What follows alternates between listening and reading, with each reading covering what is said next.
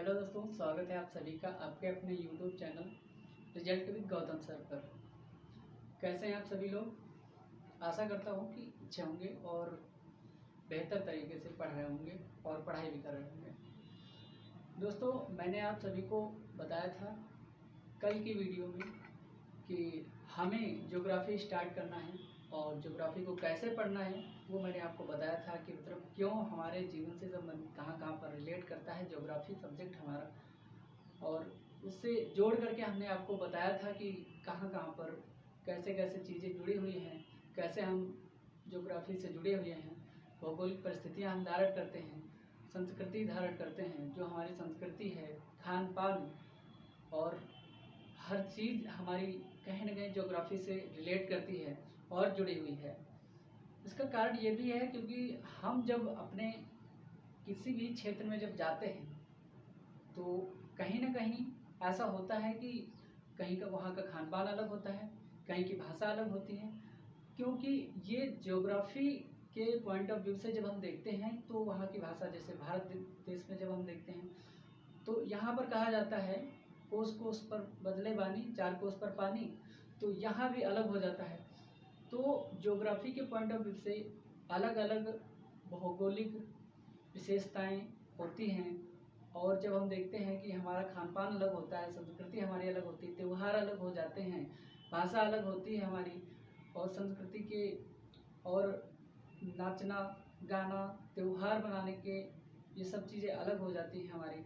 तो ज्योग्राफी के point of view से कहीं ना कहीं हम इस चीज़ को रिलेट करते हैं, जोड़ते हैं, और इन्वायरमेंटल तौर पर भी, इन्वायरमेंटल ज्योग्राफी में भी, उसमें भी अलग से जुड़ाव रखते हैं, और वातावरण के प्राकृतिक के नियमों, प्रकृति के नियमों के अनुसार हम अपने को उसमें ढालते हैं, और प्रकृति हमको बदलती चलती है और हम बदलते भी जाते हैं। वर्तमान में ग्लोबल वार्मिंग की समस्या दुनिया के टॉप मोस्ट, विश्व की टॉप मोस्ट समस्याओं में से एक है, जो कि वर्तमान में सभी को पता चल रहा है कि गर्मी लग रही है, लेकिन उसके पीछे का रीजन क्या है, उसके पीछे के कारण क्या है, बहुत ही कम लोग जानते हैं।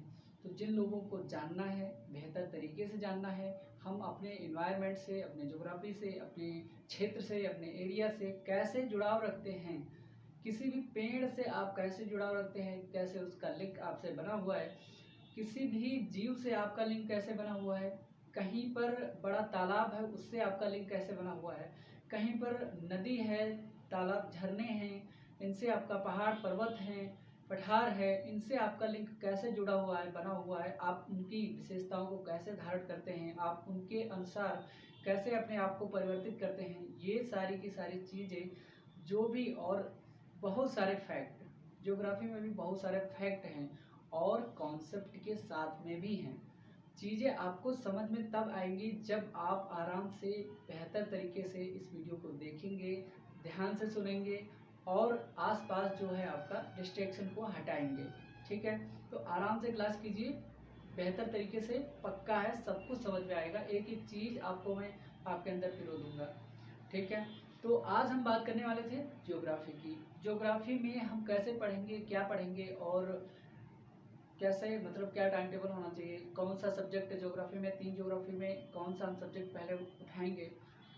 तो इसमें हम सबसे पहले देखते हैं कि ज्योग्राफी के बारे में जब जानकारी हमने आपको बताई थी कल, जो भी जानकारी थी आपके पास में, वो जानकारी पर्याप्त मात्र नहीं है।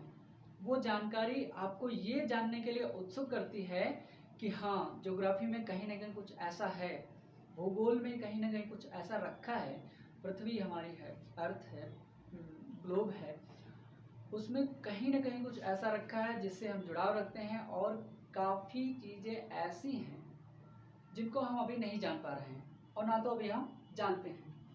तो कुछ चीज़ें हमें ऐसे रिलेट करके पता चलेंगी और कुछ चीज़ें हमें ऐसे ही पता चलती हैं। तो मैंने आपको ज्योग्राफी के बारे में एक ही पॉइंट बताया था कल, और उसके बाद में हमने कल क्लास को समाप्त कर दिया था। तो मैं उस पॉइंट को दोहरा देता हूँ। तो यहाँ पर आपका वर्ड जो है ज्योग्राफी,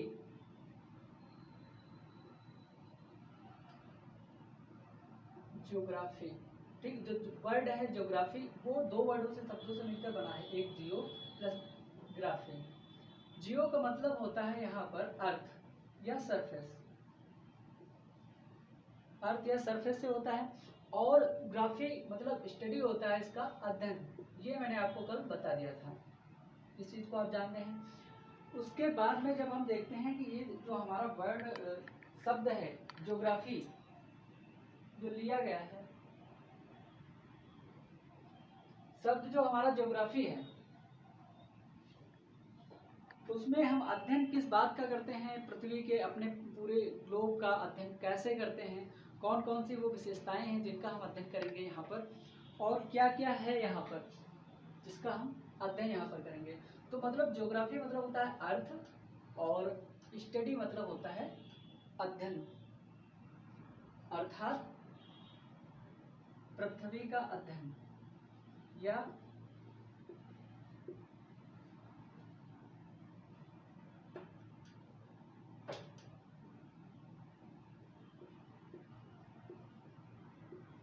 पृथ्वी का अध्ययन।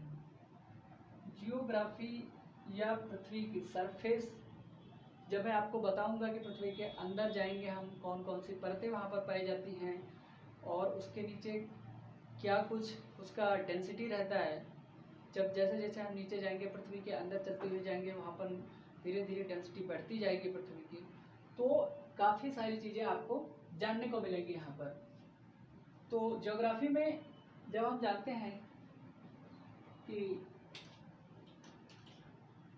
सबसे पहले देख लेते हैं ज्योग्राफी के जनक कौन है, फादर ऑफ ज्योग्राफी मतलब पिता, भूगोल के पिता कौन है। वैसे माने जाते हैं, आप हिंदी और इंग्लिश का दोनों का यूज कर लेंगे। अगर आप लिखेंगे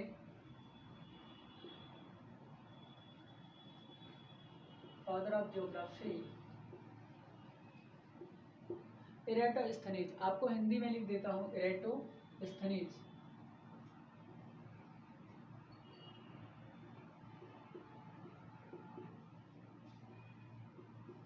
इरेटोस्थनीज ये हैं ज्योग्राफी के पिता। ये पिता इसलिए हैं क्योंकि इन्होंने ज्योग्राफी के संबंध में कई सारी जानकारियां इकट्ठा करके अपनी किताब में लिखी। और एक चीज हम आपको बता दें कि ये जो है ज्योग्राफी के पिता हैं, और आधुनिक भूगोल के पिता।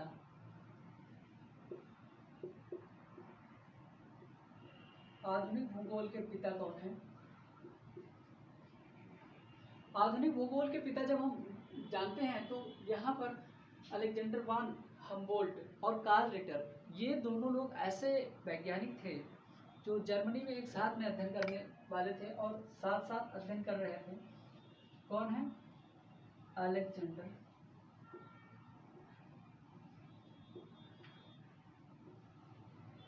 Von Humboldt.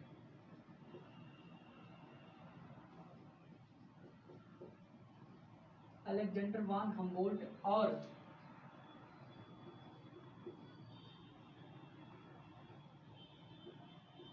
Karl Ritter. Alexander von Humboldt ने कई सारे शब्द दिए, जैसे कि डेल्टा, परमाफ्रॉस्ट, ऐसे शब्द कार्ल रिटर ने दिए जिनको हम ब्रह्मांड में, अपने ब्रह्मांड के अध्ययन में यूज करते हैं। परमाफ्रॉस्ट शब्द, परमाफ्रॉस्ट आपने अगर शब्द सुना है तो एक शब्द होता है डेल्टा, वो भी इन्होंने दिया। तो कई सारे शब्द दिया और इन्होंने भी एक बेहतर अध्ययन दिया हम लोगों को, जिससे कि हम ज्योग्राफी का अध्ययन कर पाए। ठीक है, तो इसके आगे जब हम देखते हैं ज्योग्राफी को एज एक शास्त्र के रूप में, कैसे एक शास्त्र के रूप में भी स्थापित किया गया। ज्योग्राफी को, भूगोल को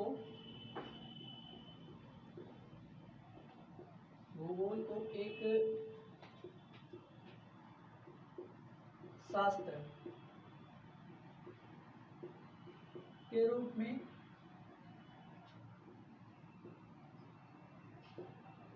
स्थापित करने का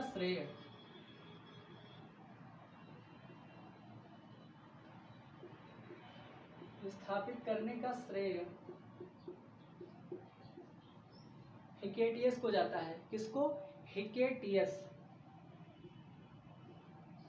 वैज्ञानिक है हिकेटियस, हिकेटियस को जाता है।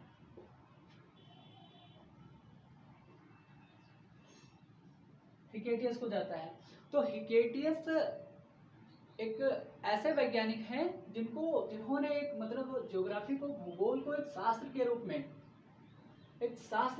कैसे इकट्ठा किया, मतलब एक शास्त्र के रूप में इकट्ठा किया, स्थापित किया इसको। और उन्होंने अपनी किताब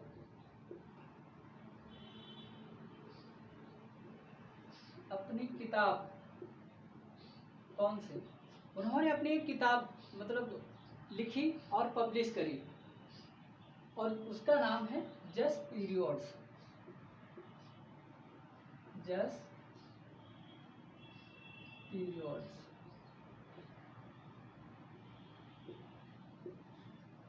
सबसे पहले मैंने जानकारी दी आपको geography to study of earth, भूगोल पृथ्वी का अध्ययन, ठीक है, ज्योग्राफी सबसे। उसके बाद में मैंने आपको बताया कि ज्योग्राफी के जनक कौन है, फादर ऑफ ज्योग्राफी एराटोस्थेनीज, और आधुनिक ज्योग्राफी के जनक अलेक्जेंडर वन हम्बोल्ट और कार्ल लिटर को मैंने बताया। उसके बाद में आपको मैं बता रहा हूँ अभी कि ज्योग्राफी को अर्थात भूगोल को एक शास्त्र के रूप में स्थापित करने का श्रेय किसको जा रहा है? हिकेटियस को। हिकेटियस ने अपनी एक किताब लिखी, उसको प्रकाशित किया, जिसका नाम था जस्ट पीरियड्स। इस किताब को उन्होंने स्थापित किया और इसके बाद में इसको एक नया आकार दिया, एक शास्त्र के रूप में स्थापित किया, ठीक है। ज्योग्राफी में हम पढ़ेंगे तो अब कैसे पढ़ेंगे? अगर हम पढ़ेंगे भी, इतना आपको जानकारी ज्योग्राफी के बारे में अभी के लिए पर्याप्त है।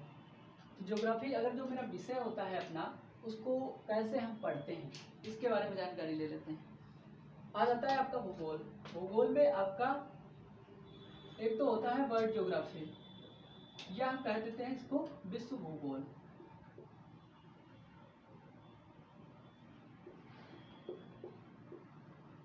विश्व भूगोल होता है।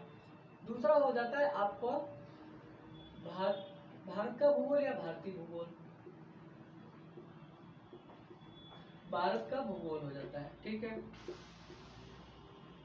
तीसरे में अगर जब हम देखते हैं तो मैपिंग हो जाती है हमारी, और मैपिंग में भी हम अलग से कुछ कर लेते हैं। मैपिंग में अलग से आपको करवाऊंगा, उसमें थोड़ा सा टाइम लगेगा। मैपिंग पढ़ाने के लिए आपको, अगर मैं यहाँ पर मैप से, मतलब मैप तो है नहीं अपने पास, तो हम आपको सारे के सारे जितने भी फिगर होंगे, वर्ल्ड का मानचित्र और दुनिया के कई सारे द्वीप हैं, महाद्वीपों के मानचित्र, अलग अलग द्वीपों के मानचित्र, अलग अलग देशों के मानचित्र, सभी को मैं आपको बना करके यहीं पर दिखाऊंगा। और बनाकर दिखाने के बाद में आप सभी को यहाँ पर पता भी चलेगा कि वर्ल्ड का मैप या इंडिया का मैप कैसे बनाया जाता है। ये सारी चीज़ें आपको पता होना बहुत ज़रूरी है। अगर आप बना लेते हैं मैप तो अच्छी बात है, अगर नहीं बना पाते तो मेरे साथ बनाने के लिए सीखने के लिए तैयार हो जाइए, ठीक है। तो हम सबसे पहले एक सब्जेक्ट उठाएंगे अपना, ये वाला फर्स्ट पार्ट है विश्व भूगोल। तो विश्व भूगोल से हम अपना स्टार्ट करेंगे। पहले उसमें ब्रह्मांड की उत्पत्ति, उसके सिद्धांत धीरे धीरे पढ़ेंगे, और उसके बाद में उसके जितने भाग हैं, ब्रह्मांड में कितने ग्रह हैं, ब्रह्मांड के सभी ग्रह, टाइम समय रेखा, मध्याह्न रेखा, विषुवत, ग्लोब, ये जितनी भी सारी की सारी चीज़ें ये सब पढ़ेंगे हम लोग। उसके बाद में इसमें आ जाएगा विश्व भूगोल में। विश्व भूगोल के अंतर्गत ही हम पढ़ेंगे बादल के प्रकार, वर्षा, बाढ़, कहाँ कहाँ पर फ्लड कैसे कैसे होता है। और मैपिंग के अंतर्गत हम पढ़ेंगे विश्व का मैप, और इसी में लाएंगे हम भारत के मैप को मैपिंग में। जैसे उत्तरी अमेरिका, अलग अलग महाद्वीपों के अनुसार पहले पढ़ेंगे। उसके बाद में विश्व के मैप में हम पढ़ेंगे कि पर्वत, पहाड़, पठार विश्व के कौन कौन से हैं, कहाँ कहाँ पर है, कौन कौन सा पठार है, ये सारी की सारी चीज़ें पढ़ेंगे। मैप के साथ ही मैं इन चीज़ों को आपको नोट करवा दूंगा। और विश्व भूगोल में क्या कुछ जानकारी रहेगी हमारे पास। विश्व भूगोल के साथ में हम पढ़ेंगे यहाँ पर क्लाइमेट, विश्व की जो क्लाइमेट रहती है वो कैसे रहती है, चक्रवात आते हैं, तूफान आता है, आंधी आती है, तो कैसे क्यों आते हैं, इसके पीछे के रीजन क्या है। और ITCZ आपने जरूर नाम सुना होगा, इसके विषय में हम लोग पढ़ेंगे। विषुवत रेखा, भूमध्य सागर से मतलब जो हवाएं चलती हैं, ट्रेड विंड, उनके बारे में पढ़ेंगे। और चक्रवात, शीतोष्ण चक्रवात, उष्ण चक्रवात क्या होते हैं, इनके बारे में पढ़ेंगे विश्व भूगोल में ही। और कुछ फिगर, विंड मतलब वायु द्वारा, जल द्वारा, ये सब फिगर कुछ बन जाते हैं उसके अंतर्गत, वो भी पढ़ेंगे। और एक महत्वपूर्ण टॉपिक है, यहाँ से भी क्वेश्चन बनता ही बनता है, तो उसको हम कहते हैं अपवाह तंत्र। अपवाह तंत्र से भी क्वेश्चन आता ही आता है, उसको भी पढ़ेंगे हम लोग यहाँ पर। तो कल मैं आप सभी को सिलेबस इसका डिस्कस करूँगा बेहतर तरीके से, और सिलेबस डिस्कस करने के बाद में आपको आगे लेकर के चलूँगा। आज कुछ क्या जानकारी है हमारे पास, उसको आप जोड़ लीजिए। और क्योंकि विश्व भूगोल हम स्टार्ट कर रहे हैं, सबसे पहले विश्व भूगोल स्टार्ट करने का तरीका यही है कि अगर आप विश्व के बारे में जान जाएंगे तो उसके बाद में आप भारत के बारे में जानने में टाइम नहीं लगेगा आपको, क्योंकि भारत के बारे में कहीं ना कहीं कुछ थोड़ी बहुत जानकारी आप रखते ही हैं। विश्व के भूगोल के बारे में जानने के लिए आपको कहीं ना कहीं थोड़ा सा प्रयास करना पड़ेगा, थोड़ी सी मेहनत करनी पड़ेगी और जानना भी पड़ेगा, क्योंकि चीज़ें, विदेशी चीज़ें हम लोगों को नहीं पता होती है इंडियन को, और उनको याद करने के लिए, उनको पता करने के लिए आपको देखना बहुत ज़रूरी है। तो सबसे पहले जब हम जानते हैं कि भूगोल, विश्व भूगोल में जब हम आते हैं, इसको हटा देते हैं यहाँ से। आपको पता चल गया कि हम 3 तरीके से पढ़ेंगे यहाँ पर, भारत का भूगोल और विश्व का भूगोल, विश्व का भूगोल, भारत का भूगोल और मैपिंग, मैपिंग भी कराएंगे हम, ठीक है। और मैप कैसे कराएंगे हम, मैपिंग में आपको हर चीज़ मेरे इसी कलम से निकलेगी, हर एक मैप और हर एक दिशा, डायरेक्शन और हर एक बिंदु इसी कलम से निकलेगा। तो इसलिए आपको नोट्स बनाना है बढ़िया से, बेहतर से, और उसको नोट करते हुए आगे चलना है। समझना बहुत ज़रूरी है, उस चीज़ों को आप समझेंगे बहुत अच्छे से, जब समझ जाएंगे तो चीज़ें बहुत आसान सी हो जाएंगी, ठीक है। इसके बाद में जब हम देखते हैं कि भूगोल, भूगोल में सबसे पहले होता क्या है कि ब्रह्मांड, नाम सुना होगा कि ब्रह्मांड क्या है, ये संपूर्ण ब्रह्मांड ही तो है, जहाँ पर हम लोग सांस ले रहे हैं, खा पी रहे हैं, दैनिक क्रियाएं कर रहे हैं अपनी, तो ये ब्रह्मांड में ही तो कर रहे हैं ना।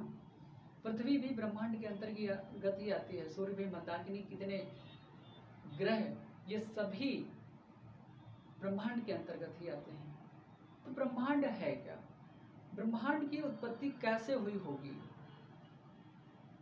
क्या आपने कभी दिमाग लगाया है कि हम सभी जब नहीं हुए होंगे, जब मानव पृथ्वी पर नहीं आया होगा, तब कहीं ना कहीं चीज़ें कुछ और रही होंगी जरूर, क्योंकि जब से पृथ्वी बनी है, जब से ब्रह्मांड का निर्माण हुआ होगा, तब से कहीं ना कहीं, जब से पृथ्वी ही बनी होगी, तब से मानव की उत्पत्ति नहीं हुई थी। मानव की उत्पत्ति तो हाल में हुई है, कुछ ही समय पहले, 35 से 40 हज़ार पहले होमो सेपियंस वाला, जिसके अंदर बुद्धि, दिमाग होता था, वो मानव आया है, बाकी मानव आया था पहले। तो चीज़ें धीरे धीरे आप रिमाइंड करेंगे कि हाँ, सोचेंगे कि दिमाग में घुसाना बहुत ज़रूरी है, आपका सोचना बहुत ज़रूरी है कि हाँ, मानव ने सबसे पहले कैसे जन्म लिया होगा, मानव कैसे बना होगा। कहते हैं मानव बन गया बंदर से, गिलहरी बन गई बंदर से, मानव बन गया, क्यों, उसका विकास हुआ धीरे धीरे, जीन में परिवर्तन हुआ धीरे धीरे। मानव के पहले आपको पता है पूंछ होती थी, बंदर के जैसे पूंछ होती है, लेकिन अब नहीं होती, क्यों, उसका यूज खत्म हो गया, तो क्या हो गया, उसकी पूंछ खत्म। किसी भी चीज का अगर यूज समाप्त हो गया ना, तो वो चीज भी खत्म हो जाएगी।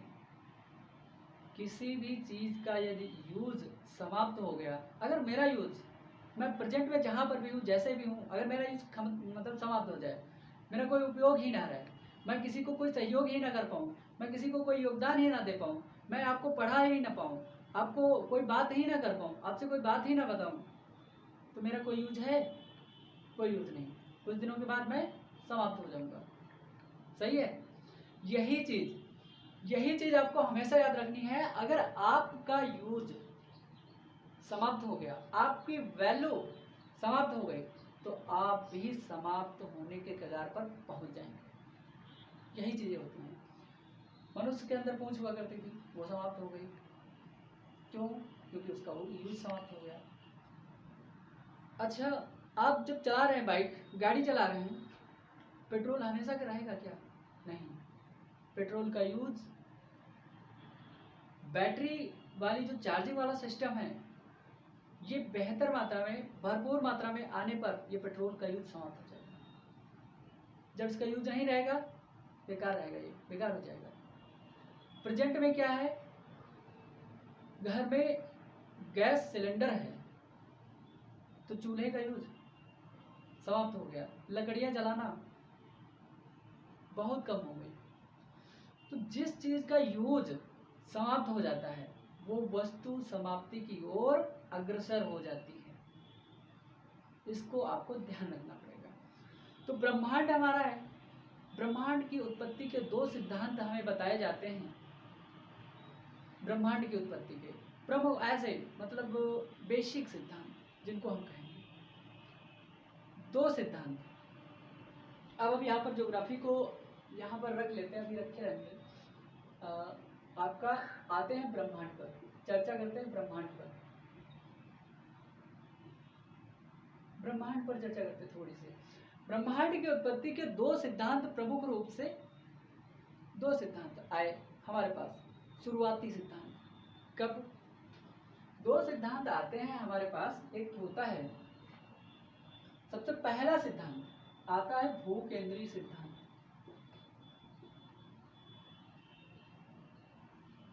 और दूसरा आता है हमारे पास,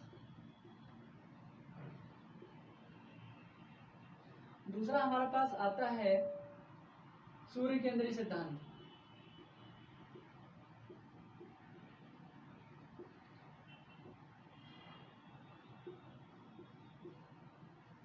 सूर्य केंद्रीय सिद्धांत, जैसा कि आप लोगों को पता चल रहा होगा, सूर्य केंद्रीय सिद्धांत और भू केंद्रीय सिद्धांत। फर्स्ट में भू केंद्रीय सिद्धांत आया। क्यों? भू केंद्रीय सिद्धांत का मतलब क्या रहा होगा? मतलब पृथ्वी केंद्र में है, पृथ्वी केंद्र में है। ठीक है। भू केंद्रीय सिद्धांत का मतलब ही यही था कि पृथ्वी केंद्र में है।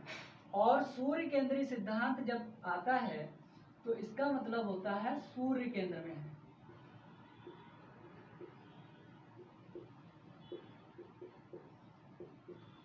सूर्य केंद्र में है, तो सूर्य केंद्र में है, ये अलग बात है। पृथ्वी केंद्र में है, स्टार्टिंग में लोगों को ये थोड़ी ना पता था कि सूर्य है, चंद्रमा सूर्य केंद्र में है या पृथ्वी। लोगों को तो यही लग रहा था कि हमारी पृथ्वी घूम रही है, मतलब पृथ्वी स्टेबल है, सूर्य घूम रहा है। आज भी छोटे बच्चों से पूछो तो कहोगे अगर, तो उनको ये नहीं पता होगा कि हाँ, हमारा सूर्य मतलब घूम नहीं रहा, सूर्य स्टेबल है, पृथ्वी घूम रही है। तो ऐसे ही, ठीक ऐसे जानकारियों के अभाव में क्या था, पृथ्वी को केंद्र में बता दिया लोगों ने। अब ये किसने बताया, इनके बारे में देखते हैं। आते हैं हम सबसे पहले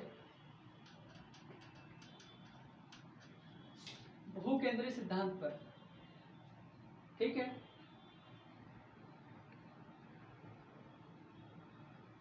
भू केंद्रीय सिद्धांत जब हम देखते हैं, भू केंद्रीय सिद्धांत में, भू केंद्रीय सिद्धांत किसने दिया था? क्लॉडियस टालमी।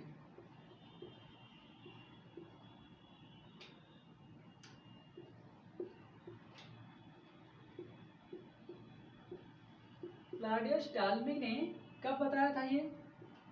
140 ईस्वी में। इन्होंने 140 ईस्वी में कह दिया था कि भैया पृथ्वी केंद्र में है और सूर्य पृथ्वी का चक्कर लगा रहा है। ऐसे ये पृथ्वी, अर्थ स्टेबल, और ये सूर्य है। यहाँ पर और ये इसका चक्कर लगा रहा है। तो इन्होंने ये बता दिया, जो कि गलत कब साबित होगा? बहुत दिनों तक लोग मानते रहे कि हाँ पृथ्वी केंद्र में है, पृथ्वी केंद्र में है, पृथ्वी केंद्र में है। इन्होंने बताया था कि पृथ्वी केंद्र में है और सूर्य उसका चक्कर लगा रहा है। तो ये बात तो इनकी उल्टा साबित कब होगी? अब इधर ही आ जाते हैं, ये फर्स्ट हो गया अपना और ये हो गया सेकंड। आ जाते हैं सूर्य केंद्रीय सिद्धांत पर। सूर्य केंद्रीय सिद्धांत,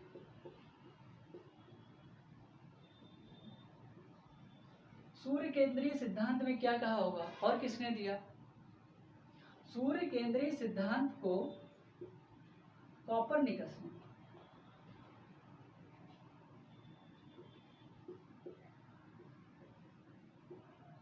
कोपरनिकस ने दिया था।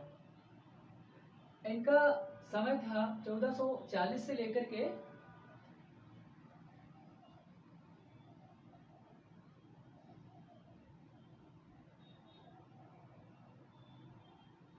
1473 है। 1473 से लेकर के 1543 तक इनका टाइम ये था। इस टाइम पीरियड में इन्होंने, कोपरनिकस ने बता दिया, सिद्ध कर दिया कि सूर्य केंद्र में है। कैसे सिद्ध किया होगा इन्होंने? इन्होंने सिद्ध किया खगोली दूरदर्शी द्वारा। इन्होंने खगोली दूरदर्शी के द्वारा देखा और बताया कि सूर्य केंद्र में है और पृथ्वी सूर्य का चक्कर लगाती है। सूर्य का चक्कर लगाती है।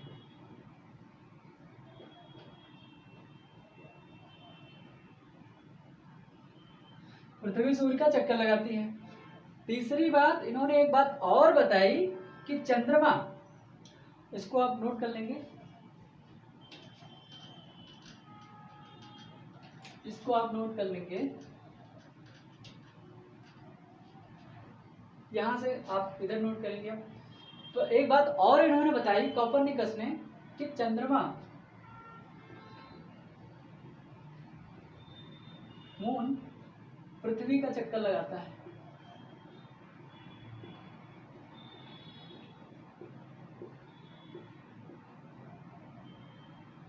चक्कर लगाता है, चंद्रमा पृथ्वी का चक्कर लगाता है।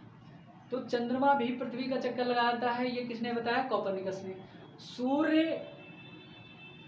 पृथ्वी सूर्य का चक्कर लगाते हैं, ये भी बताया किसने? कोपरनिकस ने। इसीलिए कोपरनिकस को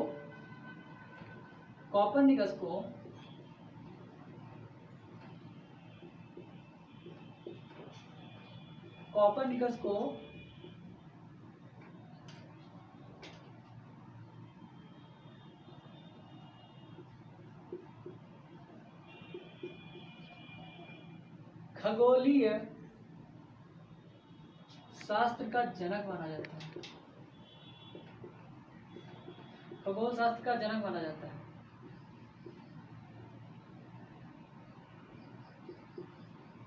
माना जाता है, कहा जाता है।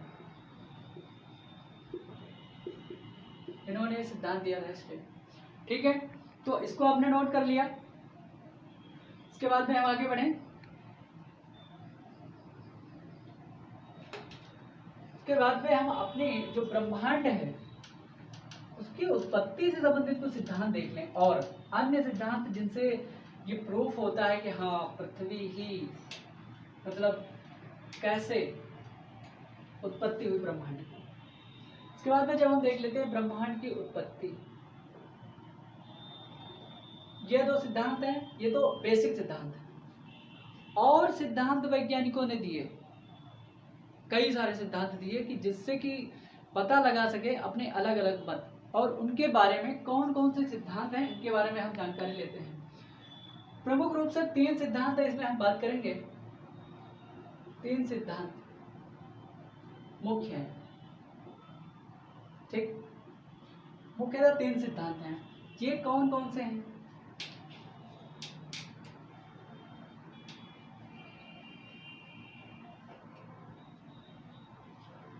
एक है ऑटो स्मिड की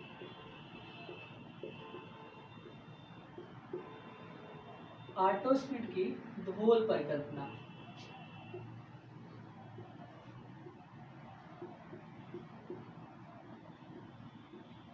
ऑटो स्मिड की ध्रुवल परिकल्पना। ऑटो स्मिड की ध्रुवल परिकल्पना में उन्होंने बताया कि कैसे धूल से ब्रह्मांड की उत्पत्ति या कैसे ब्रह्मांड बना। दूसरा है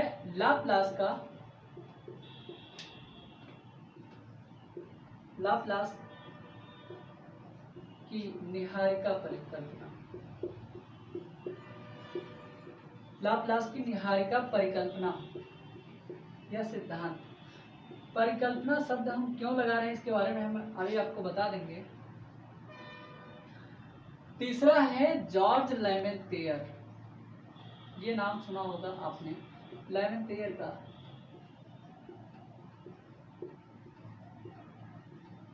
बिग बैंग सिद्धांत। ये सिद्धांत आपने शायद सुना हो, और इस सिद्धांत को मान्यता भी मिल चुकी है, परीक्षण हो चुका है, ठीक है। तो हमने 3 सिद्धांत बताया आपको, ऑटो स्मिड की ध्रुवल परिकल्पना, लाप्लास की निहारिका परिकल्पना और जॉर्ज लेमेंतेयर का बिग बैंग सिद्धांत, ठीक है। तो परिकल्पना का मतलब क्या होता है? एक शब्द है परिकल्पना, आप जो देख रहे हैं, परिकल्पना मतलब कल्पना की गई है कहीं ना कहीं, सच्चाई 100% अब भी नहीं है। इन्होंने रिमाइंड करके, अपने दिमाग को लगा करके इन्होंने अपनी थ्योरी दी है, ऐसा हुआ होगा, जरूरी नहीं है कि ऐसा हुआ ही, ऐसा हुआ होगा, इसलिए ये परिकल्पना शब्द लिखा है, ठीक है। क्योंकि इन्होंने 100% बातें सही नहीं है, इसीलिए इनको पक्का नहीं है कि हाँ ऐसा ही हुआ होगा। इन्होंने कहा ऐसा हुआ होगा, ऐसा नहीं कहा है कि ऐसा ही हुआ होगा, ऐसा कहा कि हाँ ऐसा हुआ होगा। तो इनकी परिकल्पना है, इनकी धारणा है कि हाँ ऐसा हुआ, उसके बाद में ऐसा हुआ होगा, ये है।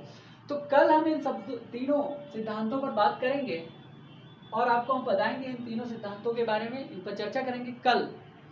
और सबसे पहले कल सिलेबस को अच्छे से डिस्कस करेंगे। आज की ये ओरिएंटेशन क्लास थी, उसको आप देख लीजिए, आराम से बेहतर तरीके से समझते हुए चलिए, चीज़ों को धीरे धीरे आगे बढ़ाते हुए चलिए।